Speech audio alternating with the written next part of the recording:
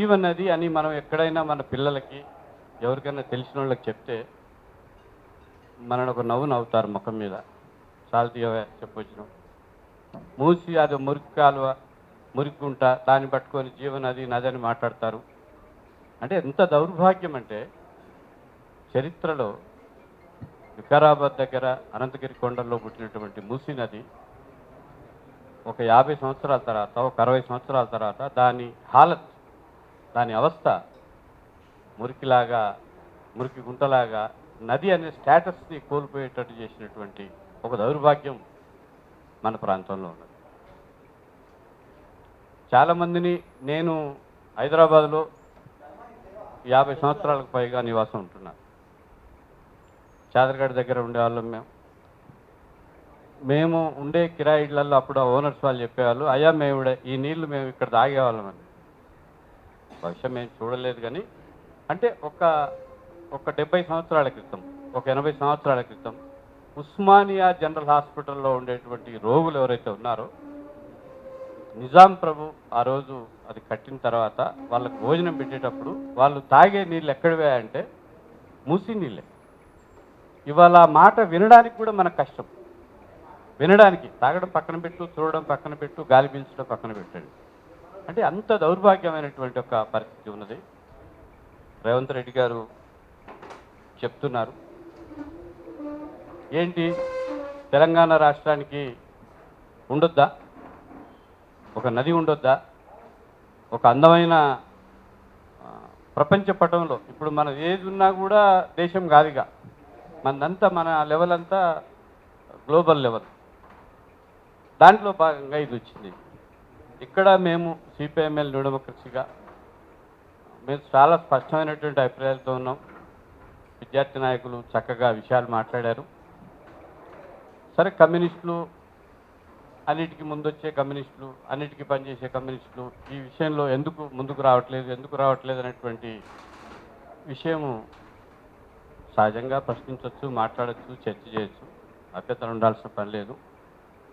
కమ్యూనిస్టులు కూడా అందరూ కమ్యూనిస్టులాగా ఒక పార్టీ లాగా లేరు అనేటువంటి ఒక సత్యాన్ని మీకు దృష్టికి తీసుకొస్తూ మా పార్టీ న్యూ డెమోక్రసీగా మా పార్టీ అనుబంధ సంఘాలైనటువంటి పిఓడబ్ల్యూ కానీ, ఐఎఫ్పి కానీ, పీడిఎస్సి విద్యార్థి సంఘం కానీ ఒక నెల రోజుల నుంచి మా వాళ్ళు క్యాంపెయిన్ చేస్తారు. మీ అందరికీ తెలుసు, పిఓడబ్ల్యూ సంధ్యక్క, ఝాన్సక్క ఇప్పటిదాకా ఇక్కడే కూర్చొని పోయారు. మేము దాని మీద నిరంతర క్యాంపెయిన్ చేస్తున్నాం. బహుశా ఇవాళ ఉండే ప్రసార సాధనాల్లో మాకంత స్పేసు లేకపోవచ్చు, అనేక రకాల కారణాలు ఉన్నాయి. పైసా మే హై పరమాత్మ, చాలా కారణాలు ఉన్నాయి. పత్రికా స్వేచ్ఛ, ఇవాళ వాటికి సంబంధించినటువంటి ఇవన్నీ ఉండొచ్చు. మేము సూటిగా ఈ ప్రభుత్వాన్ని ఈ రౌండ్ టేబుల్ సందర్భంగా అడగదలిచేది ఏంటంటే, మీరు ఏం చేయదలుచుకున్నారు మూసీని? మీరు మూసీ సుందరీకరణ అంటున్నారు. మిత్రులందరూ చెప్పినట్టు మనిషి అందంగా ఉండాలా, ఇల్లు అందంగా ఉండాలా, నది అందంగా ఉండాలా, మొత్తం సమాజం అందంగా ఉండాలా, సుందరంగా ఉండాలా. ఎవ్వరూ వ్యతిరేకం కాదు, చేయాల్సిందే. కానీ ఈ సుందరంగా లేకుండా కనీసం ఈ గబ్బు వాసనతో ఏళ్లకేళ్లుగా, ఒక్కరోజు కాదు ఏళ్లకేళ్లుగా చాదరగట్టు బస్తీ దగ్గర నుంచి నువ్వు మొత్తం మనం పోదాం, ఇటు పైకి కావచ్చు, బాపుగాడి దగ్గర కావచ్చు, కిందికి కావచ్చు. ఎందుకు ఇది కలుషితం అవుతుంది, ఎందుకు దీన్ని ప్రక్షాళన చేయాలని మనం మాట్లాడుతున్నామంటే ప్రధానమైనటువంటి కారణం మీద దృష్టి పెట్టాలి. కారణం ఒకటైతే పరిష్కారం ఒకటి చూపించే పద్ధతి వద్దు. ఇప్పుడు జరుగుతున్నది అదే. మూసి ఎందుకు కాలుష్యమైందండి? ఎప్పటి నుంచి కాలుష్యమైంది? మన దగ్గర లెక్కలు లేవా? నేను ఇందాకే ప్రారంభంలో చెప్పినట్టు జీవనది, మంచినీళ్ళు తాగేనది, అద్భుతమైనటువంటి పంటలు పండేటువంటి ప్రాంతం. కానీ ఇవాళ మూసీ నదిలో పండేటువంటి వంకాయలు కాదు, కూరగాయలు కావచ్చు, లేదా పాలకూర కావచ్చు, ఏదైనా కానీ అవి సాయంత్రానికే పాసిపోయి చెడిపోయేటువంటి ఒక దుర్గంధం రావడానికి కారణం, ప్రధానమైనటువంటి కారణం ఏంటంటే రసాయన వ్యర్థాలని వదిలేటువంటి వాటన్నిటిని కూడా మీరు నేరుగా మూసీలోకే పంపుతున్నారు. ఇది వెరీ కాన్షియస్గా చేస్తున్నారు. అంటే పెద్ద పెద్ద పారిశ్రామికవేత్తలు, పెద్ద పెద్ద పెట్టుబడిదారులు వాళ్ళ ఉత్పత్తులకు సంబంధించినటువంటి లాభాలే తప్ప నగర మీద ఉండేటువంటి నదుల సంరక్షణ కానీ, చెరువుల సంరక్షణ కానీ, కుంటల సంరక్షణ కానీ ఎన్నడో పాలకులు మానేశారు. ఎస్టీపీలు ఈ మధ్యనే వచ్చాయి, మనం ఎవరేం కాదనట్లేదు. నిజానికి ఎంత ఇబ్బందికరంగా ఉండేది, మనం కొత్త ఫ్లైఓవర్ మీద పోతే అంబేద్కర్ స్టాచ్యూ దగ్గర ఉన్నప్పుడు. ఇప్పుడు ఒక రకంగా మనం హుస్సేన్ సాగర్ పోయినా, ట్యాంక్ బండి మీదకి పోయినా ఇవన్నీ ఉన్నాయి. అంటే ఇవాళ నువ్వు ఎన్ని మాట్లాడినా, దానికి ఎన్ని రకాలుగా అర్థాలు ఇచ్చినా ఈ కాలుష్యము ఎందుకు అవుతుంది అనేటువంటి విషయాన్ని మాట్లాడకుండా వాటిని నిరోధించే చర్యలు ఈ ప్రభుత్వం దగ్గర లేవు.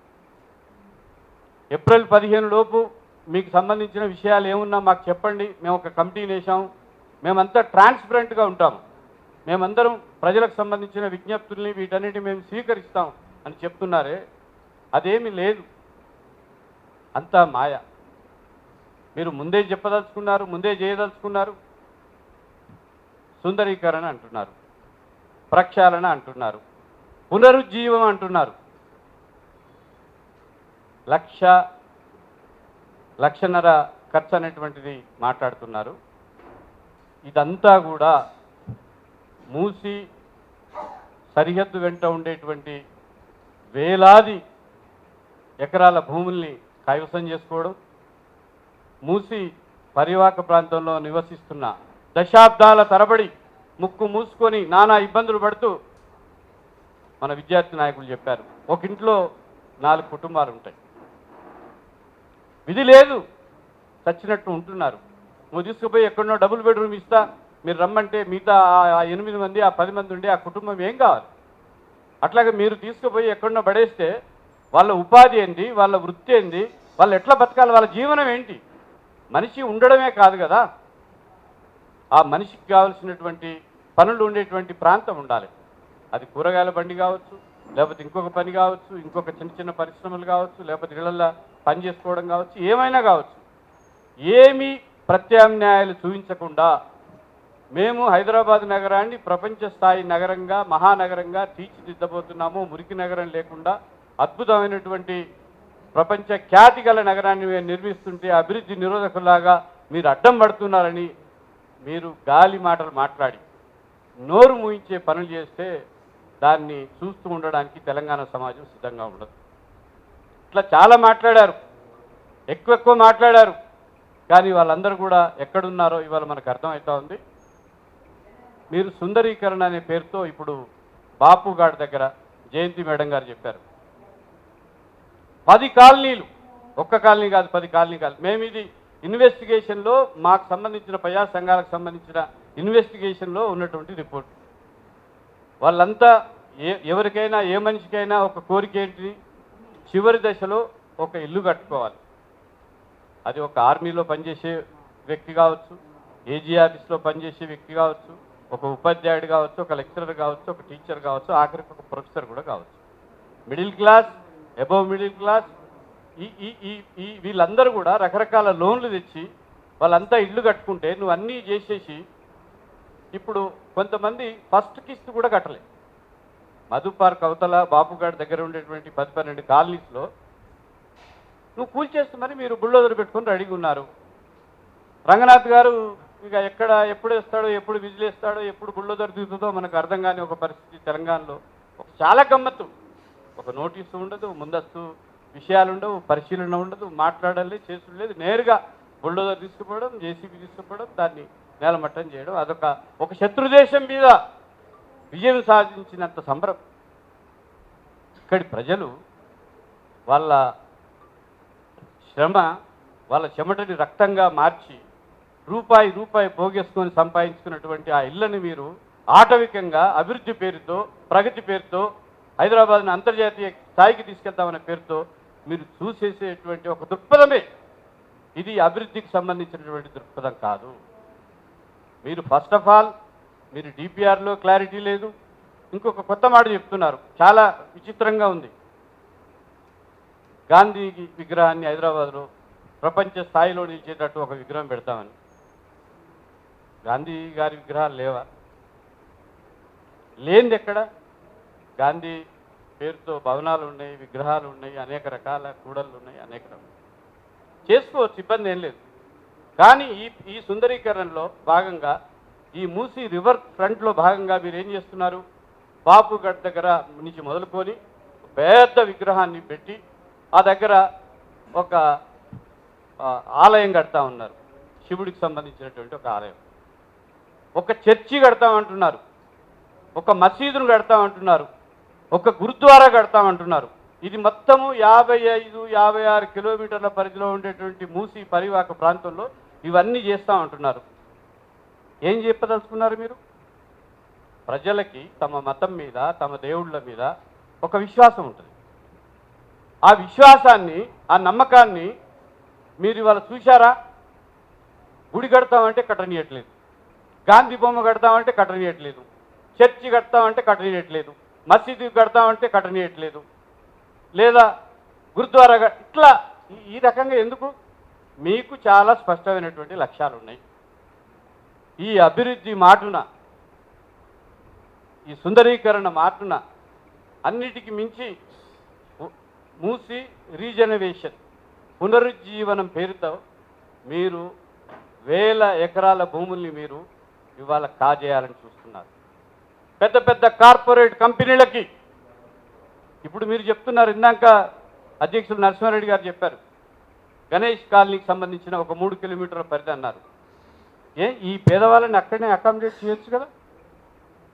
మీరు క్లబ్లకు, పబ్లకు, నైట్ ప్లేసెస్, హైదరాబాద్ నగరాన్ని ఏం చేయదలుచుకున్నారు? రాత్రంతా ఇక్కడ సారు అన్నారు, భాగవతం అన్నారు. సరే, ఆ భాగవతానికి సంబంధించిన నిర్వచనం నేను ఇవ్వడానికి సిద్ధంగా లేను. మీరు ఇదా అభివృద్ధి పేరుతో చేయదలుచుకున్నది? ఆ పేదవాళ్లకు ఉండేటువంటి నివాస హక్కులు, నిజానికి పేదలకు ఎక్కడైనా నివాస హక్కులు ఉండాలనేటువంటిది మన కాన్స్టిట్యూషన్ చెప్పింది, మన రాజ్యాంగం చెప్పింది. మా party CPML new democracy Visakha నగరంలో ఒక 120 కాలనీలు మేము నిర్మించాం. ఇప్పటికీ ఉన్న 20 సంవత్సరాల నుంచి ఉన్నాయి, మేము కొనసాగిస్తున్నాం. అంబేద్కర్ నగర్ పేరుతో, రకరకాల వాల్మీకి నగర్ పేరుతో, రకరకాల నగర పేరుతో. నిజానికి విశాఖ కూడా ఒక అభివృద్ధి చెందుతున్నటువంటి ఒక నగరం. ఆ నగరంలో పేదవాళ్ళు నడి నగరం మధ్య ఉండడానికి వీల్లేదని పెద్ద ఎత్తున వాళ్ళందరినీ కూల్చివేతలకు, వాళ్ళందరినీ నిర్వాసితులు చేసే ప్రయత్నం చేసినప్పుడు వాటిని మేము అడ్డుకొని నిలబెట్టగలిగాం. అంటే ప్రపంచవ్యాప్తంగానే నివాస హక్కుల ఉద్యమం అనేటువంటిది ఒకటి ఉన్నది. నిర్వాసితులు చేసే హక్కు మీకు లేదు, నిర్వాసితులు చేయమని మీకు ఎవరు ఓటు వేయలేదు. గత ప్రభుత్వం కాళేశ్వరంలో 1,00,000 కోట్లు చేసింది కాబట్టి మేము మూసి ప్రాజెక్టులో 1,50,000 కోట్లు చేస్తామని మీరు మాట్లాడుతున్నారు. గత ప్రభుత్వాన్ని ప్రజలు ఎందుకు ఇవాళ ప్రతిపక్షంలో పెట్టారు? మీరేదో ఉద్ధరిస్తారని కదా, మీరేదో నీతిగా పరిపాలిస్తారని కదా, మీరేదో గత ప్రభుత్వం కంటే భిన్నమైనటువంటి రూపాల్లో మీరు పాలన సాగిస్తారని కదా. మీరు ఆ లెవెల్లోనే పోతాము, మేము అదే చేస్తాము, మీరు ఇష్టం ఉన్నట్టు ఉండండి, మేము అఖిలపక్షం మాకు అక్కర్లేదు, స్టేక్ హోటల్స్ మాకు అక్కర్లేదు, మధురిజి దగ్గర అక్కడి నుంచి మొదలుకొని దాదాపు 10-11 నిర్మాణమైనటువంటి కాలనీలు, 10,000 ఎకరాల భూమి, అనేక మందిని మేము నిర్వాసితుల్ని చేస్తాము, మా ఇష్టం ఉన్నట్టు ముందుకు పోదామంటే తెలంగాణ సమాజం ఎక్కడైనా అది అంగీకరిస్తుందో కానీ ఒక ఆధిపత్యాన్ని, లేదా నువ్వు ప్రశ్నించడానికి వీలు లేదు, మాట్లాడడానికి వీలు లేదంటే తెలంగాణ సమాజం ఊరుకోలేదు. దీని గడ్డలోనే, దీని రక్తంలోనే దీనికి సంబంధించినటువంటి ఒక ప్రత్యేకమైనటువంటి లక్షణం మానవ సమాజంలో ఎక్కడైనా ఉంటుంది. ప్రత్యేకించి తెలంగాణ భూభాగం ఆధిపత్యాన్ని సహించదు, ఆంక్షల్ని అణచివేస్తానంటే సహించదు, లేదా నేను దోపిడీ చేస్తాను, నా ఇష్టం ఉన్నట్టు వ్యవహరిస్తానంటే కుదరదు. భారత రాజ్యాంగం అనేటువంటిది ఒకటి ఉన్నది. మీరు రాజ్యాంగం మీద ప్రమాణం చేసి అధికారంలోకి వచ్చినటువంటి వాళ్ళు పేదల మీద పడి వెలుగుమట్ల, అధ్యక్షులు మన్నించాలి 1-2 నిమిషాలు ఎక్కువ తీసుకుంటున్నందుకు, వెలుగుమట్ల నిజానికి మీరు ఏం చేయాలండి? మేము స్వయంగా ఆ ప్రాంతాన్ని సూచించాం. 10-11 సంవత్సరాలుగా నీళ్లు లేక, రోడ్డు లేక, కరెంటు లేక వాళ్ళు గుడిసెలు వేసుకొని, చిన్న చిన్న రేకులు వేసుకొని, స్లాబ్ వేసుకొని వాళ్ళు 10-12 సంవత్సరాలు ఉంటే వాళ్ళకి మీరు కరెంట్ ఇవ్వాలా, వాటర్ ఫెసిలిటీ కల్పించాలి, రోడ్ల సౌకర్యాన్ని కల్పించాలి, మౌలిక వసతులను ఏర్పాటు చేయాల్సింది పోయి అర్ధరాత్రి ఫిబ్రవరి 24న అర్ధరాత్రి మొదలుపెట్టి వెలుగు మట్లని కూల్చేయడం కాదు, నేల మట్లని చేశారు. మనం ఇరాన్ వారిలో చూస్తుంటాం కదా, అమెరికా వారిలో చూస్తుంటాం కదా. లగచర్ల దగ్గర మీరు చేసింది అధికారంలోకి వచ్చిన కొత్తలో పేదల భూముల మీద పడ్డారు, ఎస్టీల భూముల మీద పడ్డారు. అంటే ఈ దేశంలో ఈ రాష్ట్రంలో పేదలు ఉండడానికి, పేదలు బతకడానికి వాడికి ఒక 100 గజాల స్థలము, ఒక 70 గజాల స్థలం ఇవ్వద్దు, ఒక ఎకరం భూమి ఉండొద్దు, మరొకటి ఉండొద్దు. మీరు మొత్తంగా ఈ భూములన్నీ కూడా అది నివాస స్థలాన్ని మొత్తం వాళ్ళని ఖాళీ చేయించి ఇవాళ పెద్ద పెద్ద కార్పొరేట్ సంస్థలకు పెట్టి హైదరాబాద్ మహానగరానికి సంబంధించినటువంటి ఒక చరిత్రని మీరు చెరిపేయదలిచారనేటువంటిది మేము భావిస్తూ ఉన్నాం. అందుకని తక్షణము ఈ రాష్ట్ర ప్రభుత్వము పేదకలు చేసేటువంటి, పేదలని అక్కడి నుంచి ఖాళీ చేసేటువంటి, బలవంతంగా కూల్చివేసేటువంటి చర్యల్ని మానుకోవాలి. మొత్తం రాజకీయ పార్టీల్ని, ప్రజా సంఘాలని, స్టేక్ హోల్డర్స్ ఎవరైతే ఉన్నారో వారందరితో సమావేశాలు జరపాలా. సుందరీకరణ ఎవరు అడ్డుకోం, ఎవరికి దీన్ని మంచిగా ఉండాలి అని అందరూ కోరుకునే వాళ్ళే తప్ప వేరే రకంగా కాదు. ఏమీ సంప్రదించకుండా మీరు మల్టీనేషనల్స్కి, పెద్ద పెద్ద కాంట్రాక్టర్స్కి ఈ భూముల్ని కట్టబెట్టి పెద్ద వాణిజ్య సముదాయాన్ని, పెద్ద ఒక రకంగా కార్పొరేట్కి సంబంధించినటువంటి వాళ్ళని తీసుకొచ్చి అక్కడ పెడతారు. పేదవాళ్ళని మాత్రం ఈ 55 కిలోమీటర్ల పరిధిలో పెట్టడానికి మీరు లేరు. మీ ఉద్దేశం సదుద్దేశం కాదు, మీ ఉద్దేశం దురుద్దేశము. తెలంగాణ భూముల్ని మొత్తంగానే, ముఖ్యంగా హైదరాబాద్ మహానగరానికి సంబంధించినటువంటి భూముల్ని అమ్ముకోవాలా, దొరికినంత దోచుకోవాలనేటువంటిది మీ హిల్ట్ పాలసీలో కానీ మీ అనేక రకాల పాలసీలో ఉంది. కాబట్టి తప్పనిసరిగా ఈ రాష్ట్ర ప్రభుత్వం ప్రజలకు సంబంధించినటువంటి పనులు ఎవరైతే మీరు ప్రజలకు సంబంధించినటువంటి భాగస్వామ్యం ఏదైతే ఉందో ఆ భాగస్వామ్యం లేకుండా మీరు ఈ ప్రాజెక్టును ముందుకు తీసుకెళ్లొద్దని సిపిఎంఎల్ న్యూ డెమోక్రసీగా మేము డిమాండ్ చేస్తాం. ఈ రౌండ్ టేబుల్ ఇక ప్రజలకు కావాల్సినటువంటి చైతన్యం మామూలుగానే వస్తూ ఉంది. వీటిని ఒక ఆందోళన రూపం వైపు తీసుకెళ్లాల్సినటువంటి ఒక సందర్భం మనందరి ముందుకు వచ్చింది. విద్యార్థి మిత్రులు వారికి తోచిన పద్ధతుల్లో వారు తిరిగారు, పరిశీలించారు.